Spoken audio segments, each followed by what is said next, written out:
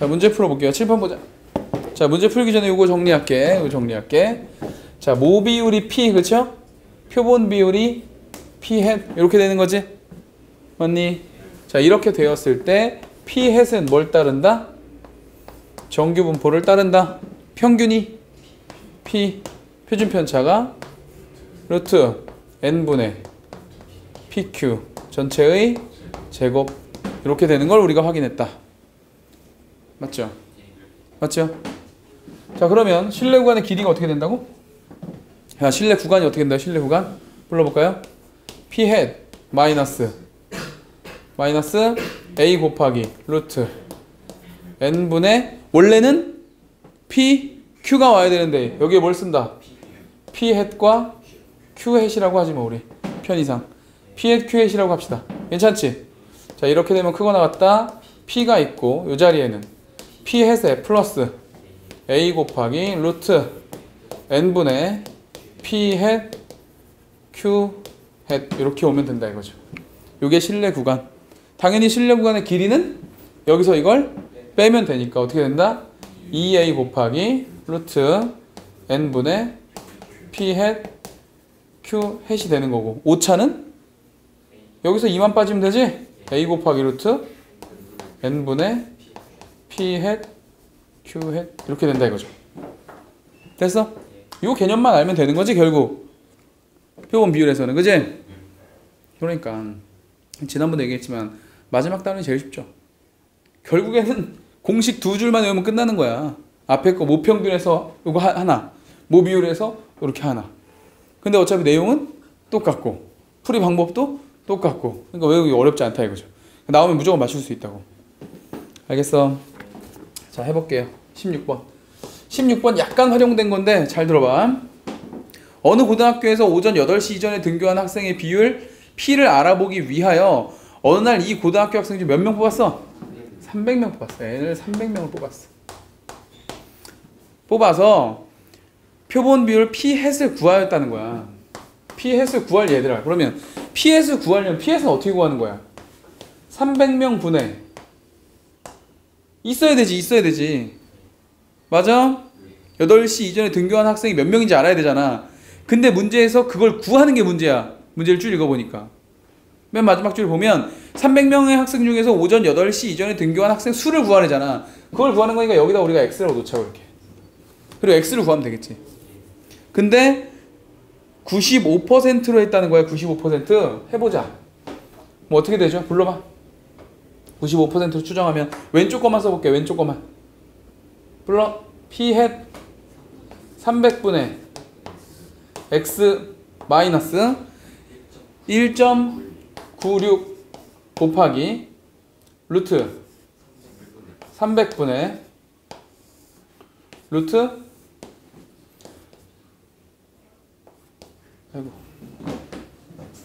루트 얼마 불러 빨리 300분의 X 곱하기 1 마이너스 300분의 X 이렇게 되겠지. 맞죠? 식은 좀 복잡하지만 얘가 뭐란 얘기야 결국 얘가 0.701이란 얘기인가요? 오케이. 이렇게 해서 이것만 계산해주면 돼. 알겠습니까? 알겠냐? 네, 식 약간 복잡하긴 한데 계산 여러분들 하세요. 알겠죠? 오케이. 네, 17번 갈게요. 우리 바로.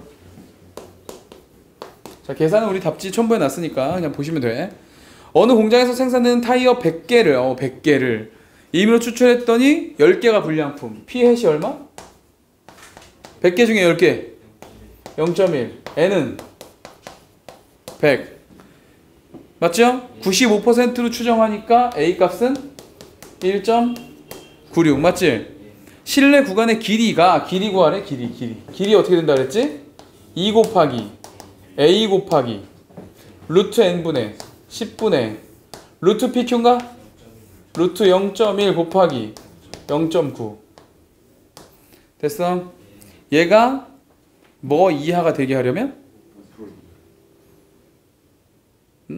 잠깐만 10개를 이미 추출하여 이 실내 구간의 길이가 몇 개가 되는데 0.05죠.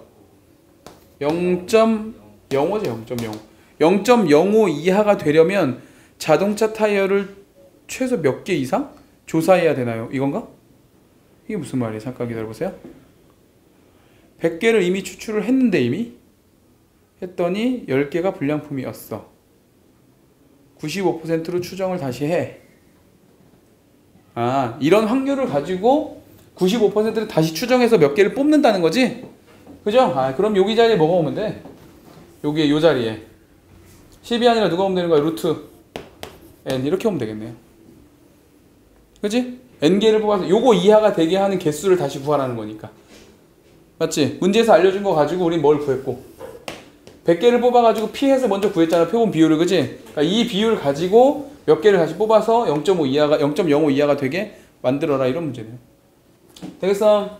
네, 공식만 잘 외우면 되는 거야. 자, 18번 갈게. 자, 18번 문제 보니까 어느 도시에서 발전소를 유치하기 위해서 여론조사했더니 100명 중에 10명이 찬성하였대요. 맞아. 비율 얼마란 얘기야? 0.1이라는 얘기네요. 0.1. 그리고 발전소 유치에 대한 찬성률을 신뢰도 95%로 조정할 때 모비율과 표본 비율의 차네. 또 이번엔 차. 그지? 차 어떻게 구한다고? 여기서 2만 빠지면 된다 그랬잖아. 95%니까 불러. 1.96 곱하기 루트 몇 명 뽑아야 된다고 했으니까 루트 n분의 4. 그쵸?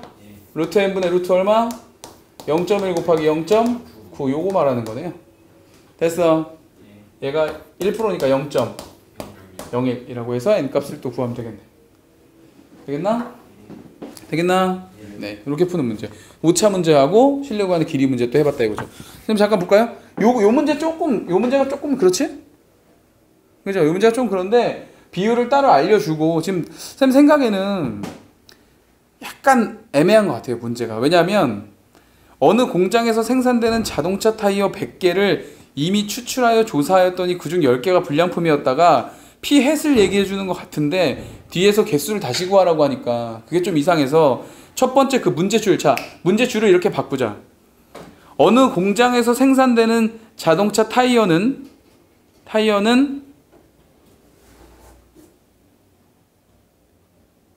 100개당 10개씩 불량품이었다. 이렇게 하면 돼요. 100개당 10개씩 불량품이었다. 이렇게 하면 돼요. 100개당 10개씩 불량품이었다. 이렇게 바꾸세요. 다시 100개당 10개씩. 그럼 봐봐. 얘들아, 타이어 공장에서 생산되는 타이어가 100개당 10개씩 불량품이었다면 P를 얼마로 놓을 수 있는 거지? 0.1로 놓을 수 있는 거지? 그러니까 이 자리가 원래 P 자리잖아. 그지? 그러니까 얘를 여기다 집어넣어서 개수를 구했다. 뭐 이렇게 생각하면 될 것 같아요. 알겠지? 네, 문제가 약간 이상하긴 한데 그렇게 고쳐서 이해만 합시다. 알겠나요? 네, 19번 우리 아까 했던 건데 보자. 19번 요거 여기다 써놓은 거 가지고 판정하자는 얘기야. 기억부터 할게.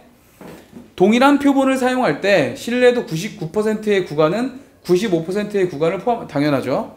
99가 넓으니까. 그지? 니은 신뢰도가 일정할 때, 야, 신뢰도가 일정할 때, 즉 A가 일정할 때 이런 말이지. 그지? A가 일정할 때 표본의 크기가 작을수록, 즉 n이 작을수록, 봐봐, n이 작을수록 전체 값은 커진다지. 그지? 길어진다지. 니은 틀렸네요.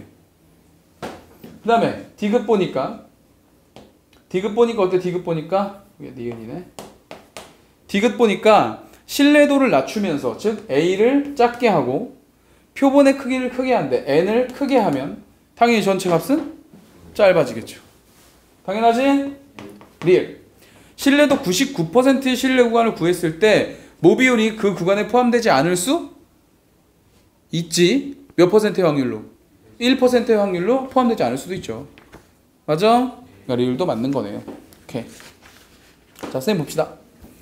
자, 정리 다 됐어. 그죠? 어렵지 않지? 알겠냐?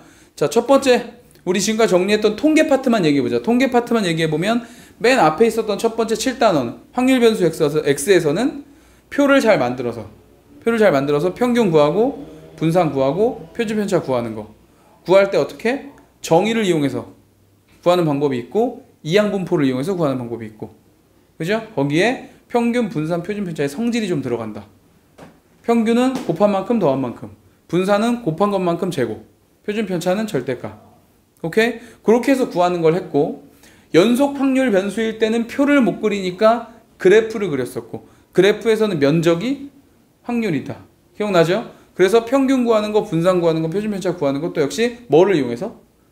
적분의 기호를 이용해서 활용했었다 이거지. 그게 7단원 내용이었다면 8단원은 확률 밀도 함수, 연속 확률 변수를 이용해서 그리는 그래프의 이름이 확률 밀도 함수인데, 확률 밀도 함수 그래프 중에서 유독 평균을 중심으로 이렇게 뽕긋 솟아있는 이 모양을 뭐라 한다? 정규 분포라고 한다. 그죠? 정규 분포에서 기억해야 될 거 하나, 평평한 거보다 평균을 중심으로 솟아있는 게 더 고르다였지. 고르다. 더 고르면 표준 편차의 값은 더 작다. 그걸 기억하라고 그랬고, 정규 분포를 이용해서 면적을 이용해서 확률을 구하는데 정규 분포를 표준화시키는 거의 원리는 뭐다? 표준 편차를 한 단위로 해서 몇 칸이 떨어져 있는지를 보는 게 원리라고 했고, 그거의 계산 방법을 배웠던 거야. 무슨 말인지 알겠지? 자, 거기 다음에 그 끝부분에 나왔던 표본 평균 X바에 대한 이야기. X바에 대한 이야기는 X가 정규 분포를 따른다. 평균 표준 편차. 거기서 크기가 n인 X를 뽑아. 표본을 뽑아. 그걸 우리 X 프라임이라고 하기로 했고, 그 X 프라임의 평균이 X바고 표준 편차가 시그마 프라임이라고 했다. 그랬을 때 X바도 정규 분포를 따르는데 평균은 같고, 그죠? 표준 편차는 루트 n분의 시그마로 작아진다 라는 얘기를 했던 거야. 이해가죠? 이해가지?